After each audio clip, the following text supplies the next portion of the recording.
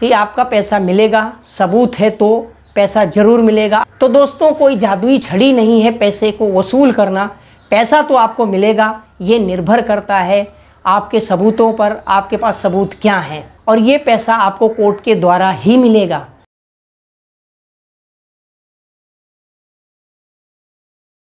नमस्कार, आप सभी कैसे हैं?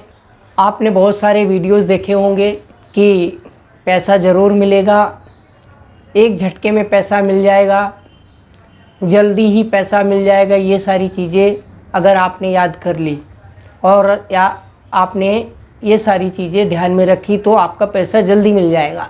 दोस्तों, पैसा लेने के लिए जो आप पैसा उधार देते हैं उसको वापस लेने के लिए कुछ ऐसी प्रक्रियाएं होती हैं जो आपको करनी पड़ेंगी। कोई जादुई छड़ी नहीं है कि आपको पैसा तुरंत दिया हुआ वापस मिल जाएगा। उस पैसे को वापस लेने के लिए आपको बहुत सारी चीज़ों को ध्यान में रखना पड़ेगा और उनको ध्यान में रखते हुए उन्हें आपको फॉलो करना पड़ेगा, अपनाना पड़ेगा, तभी जाके आपको पैसा वापस मिलेगा। लेकिन कब? जब आपके पास सबूत होंगे तब। तो इन्हीं सारी बातों पे आज हम चर्चा करेंगे। दोस्तों, यदि आप मेरे इस चैनल पे नए हैं तो आप सबसे पहले मेरे चैनल को सब्सक्राइब कीजिए ताकि आने वाले हर वीडियोज़ की छोटी मोटी जानकारी आप तक सबसे पहले पहुँचे। तो दोस्तों, चलो शुरुआत करते हैं इस वीडियो को और चर्चा करते हैं कि हमारा दिया हुआ पैसा कैसे मिलेगा।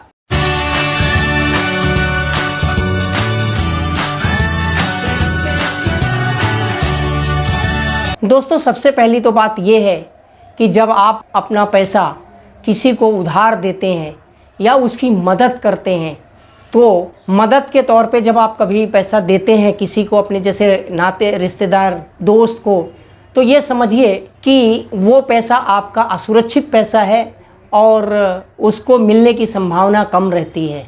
यदि आप उस पैसे की मांग करते हैं तो आपके आपसी रिश्तों में कड़वाहट आ जाती है। तो दोस्तों, सबसे पहले यही आपको स्ट्रैटेजी अपनानी चाहिए कि हमें पैसा उधार देना ही नहीं है। यदि आप पैसा उधार दे रहे हैं तो उसके लिए सबसे पहले आपको उसके अगेंस्ट में जो आप पैसा दे रहे हैं कुछ न कुछ लिखवा के लेना चाहिए। जैसे कि आप उस व्यक्ति का बैंक अकाउंट है तो उसके पास चेक भी होगी, चेक फैसिलिटी होगी, तो आप पोस्ट डेटेड चेक ले लीजिए। अच्छा, जो आप पैसा दे रहे हैं तो कैश कभी मत दीजिए। आप भी पैसा कभी कैश मत दीजिए, उसे या तो चेक द्वारा दीजिए या फिर आरटीजीएस कीजिए या फिर एनएफटी कर दीजिए या फिर यूपीआई कर दीजिए। तो ऐसे जब आप पैसा उसे देंगे तो आपके पास जो है उसका सबूत रहेगा कि आपने उसे उधार पैसा दिया है और उसमें उस सबूत को आप आगे जाके इस्तेमाल कर सकते हैं पैसा वापस लेने के लिए।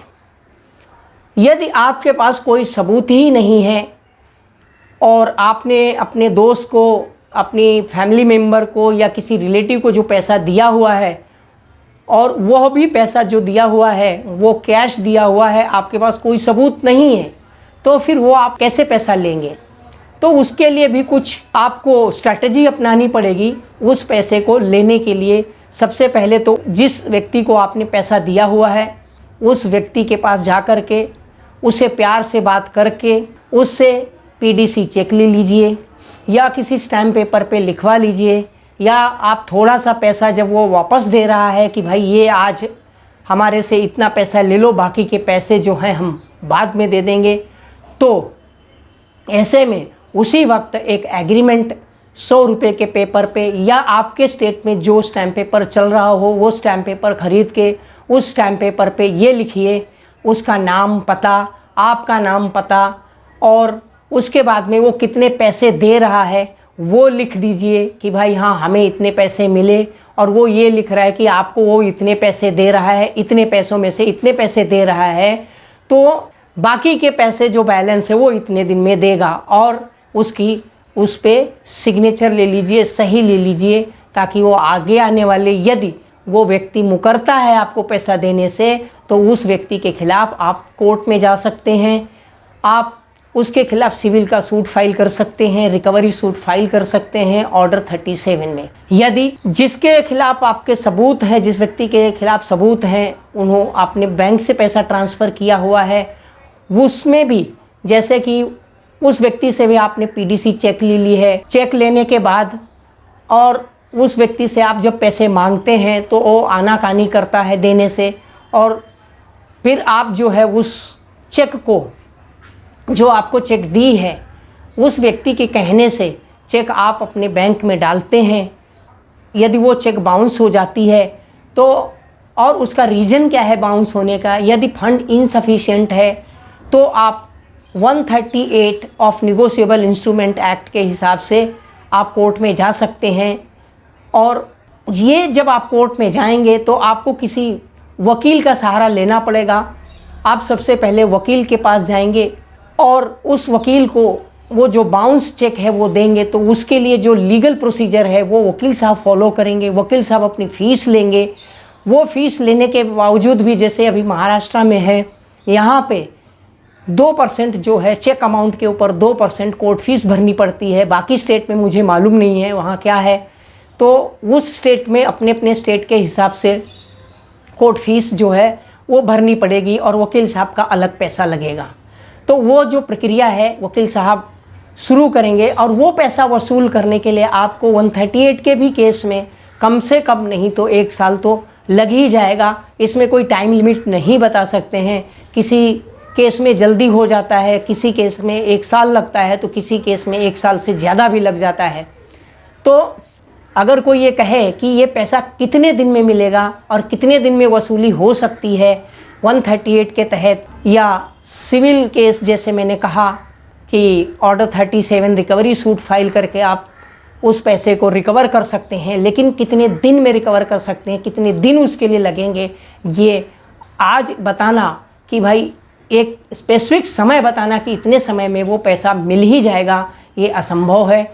वो पैसा आपको साल भर भी लग सकता है, 2 साल भी लग सकता है और 6 महीने में भी मिल सकता है पैसा। तो जैसे कि यदि वो चेक बाउंस हुई है और उसमें रीजन दिखा रहा है अकाउंट क्लोज, तो आप उस व्यक्ति के खिलाफ 420 का भी केस कर सकते हैं। तो दोस्तों, कोई जादुई छड़ी नहीं है पैसे को वसूल करना। पैसा तो आपको मिलेगा, ये निर्भर करता है आपके सबूतों पर, आपके पास सबूत क्या हैं। तो दोस्तों, ये सबसे पहले तो यही देखना है कि आपका पैसा मिलेगा। सबूत है तो पैसा ज़रूर मिलेगा। अगर सबूत नहीं है तो आपको सबूत इकट्ठा करने पड़ेंगे, आपको सबूत बनाने पड़ेंगे और तब जा कर के कोर्ट की प्रक्रिया, और ये पैसा आपको कोर्ट के द्वारा ही मिलेगा। किसी और कोई अगर बोलता है कि हम इस तरह से पैसा दिला देंगे, ऐसे करिए तो हम पैसा दिला देंगे, वैसे करिए तो हम पैसा दिला देंगे, तो ऐसे कोई पैसा दिला नहीं सकता है। ये कोर्ट के माध्यम के द्वारा ही आपको पैसा मिल सकता है, जब आप कोर्ट की प्रक्रिया को फॉलो करेंगे और उसके माध्यम से जाएंगे। तो दोस्तों, यदि ये मेरा वीडियो आपको अच्छा लगे तो इसको लाइक ज़रूर कीजिए। कमेंट्स बॉक्स में कमेंट ज़रूर लिखिए कि आपको ये वीडियो कैसा लगा, इसमें दी गई जानकारी कैसी लगी। और यदि अभी तक आप लोगों ने मेरे इस चैनल को सब्सक्राइब नहीं किया है तो प्लीज़ मेरे इस चैनल को सब्सक्राइब कीजिए और बेल आइकॉन ज़रूर दबाइए, ताकि हर वीडियो की नोटिफिकेशन आपको सबसे पहले मिले।